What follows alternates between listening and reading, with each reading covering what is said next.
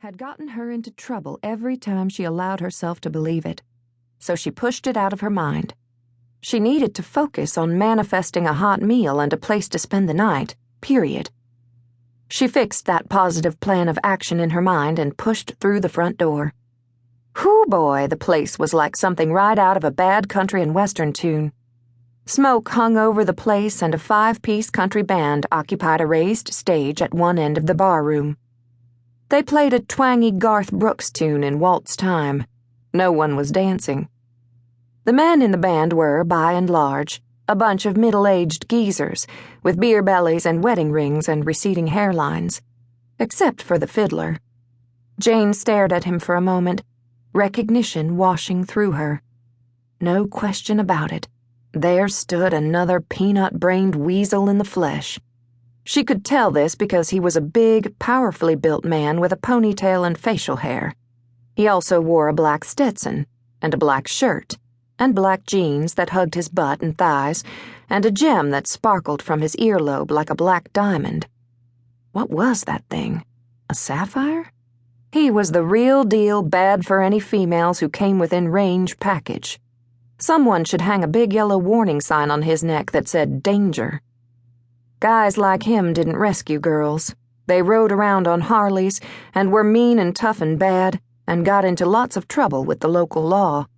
They also had really big shoulders that a girl could lean on, and in a moment of confusion, a girl could confuse one of these bad boys with Sir Galahad, only on a motorcycle. Good thing Jane planned on rescuing herself, because this guy was like some walking embodiment of Murphy's Law. The spit dried up in her mouth, and her heart rate kicked up. The universe had just thrown her another curveball. So she looked away, sweeping the room with her gaze. The rest of the pickings were slim and ran to old men and floozies, and a few obviously married guys in John Deere hats. She might be about to do some serious flirting in order to get a drink and some food, but she would not hit on any married men. That ran counter to her moral code. She scanned the bar. Bingo.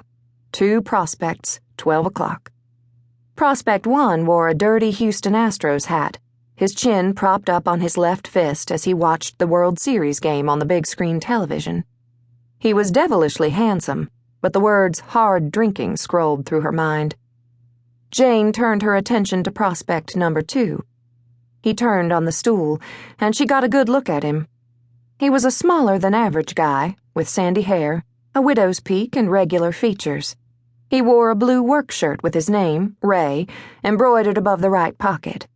Unlike the other 2 hunks in the room, this guy wore work boots.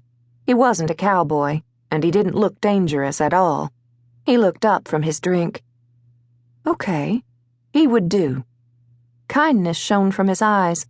She concentrated on holding his gaze, counted to 3, then dazzled him with a smile. He blinked 2 or 3 times like a deer caught in a hunter's sight, but she wasn't a hunter. Not really. She was vulnerable and scared, and hunted herself, and that explained why she was about to do something not very nice, something she would most likely regret in the morning.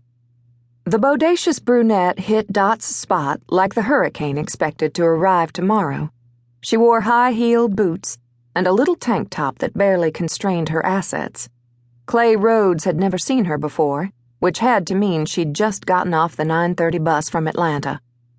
She waltzed her butt through the door and captured the attention of every male in the place, except maybe Dash Randall, who was concentrating on the World Series. She stopped just inside the door and gave the place a once-over. It took all of 3 seconds for her to look Clay's way, and about 15 for her to catalog him and move on. But that was all it took for Clay Rhodes to feel the unmistakable pool of lust centering right behind his belly button. Yeah, he could go for some of that, if it wasn't for the fact that he was a responsible, almost middle-aged grown-up, and she looked like trouble on high heels. He pulled the fiddle down and tried to put some feeling into his harmony line on Night Rider's Lament, but since he had played this song about 5,000 times, it was hard to do.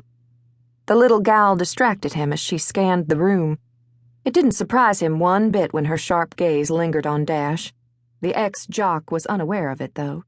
He sat at the end of the bar, wallowing in self-pity.